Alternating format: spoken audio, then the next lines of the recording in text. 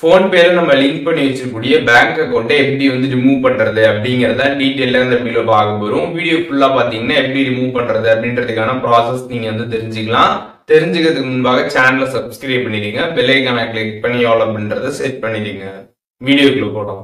PhonePe app வந்து open பண்ணிடுங்க. Open பண்ணிட்டு சைடில் வந்து உங்களோட அக்கௌண்டோட ப்ரொஃபைல் இருக்கும், அதை கிளிக் பண்ணிடுங்க. ஒன்ஸ் அதை கிளிக் பண்ணிட்டு அதில் வந்து மேனேஜ் பேமெண்ட்ஸ் அப்படின்னு ஒரு ஆப்ஷன் கொடுத்துருப்பாங்க, அந்த ஆப்ஷன் கிளிக் பண்ணிடுங்க. அதை கிளிக் பண்ணிட்டு அதில் வந்து யூபிஐ பேங்க் அக்கௌண்ட்ஸ் அப்படின்ற ஒரு ஆப்ஷன் பார்த்தீங்கன்னா வந்து கொடுத்துருப்பாங்க, அதை கிளிக் பண்ணுங்கள். கிளிக் பண்ணதுமே நீங்கள் ஃபோன்பேல லிங்க் பண்ணிருக்கக்கூடிய பேங்க் அக்கௌண்ட் எல்லாமே இங்கே வந்து ஷோ ஆகும். அதில் வந்து எந்த அக்கௌண்ட்டை நீங்கள் ரிமூவ் பண்ண நினைக்கிறீங்களோ ஜஸ்ட் சைடில் இருக்கக்கூடிய இந்த ஆரோவை கிளிக் பண்ணிடுங்க.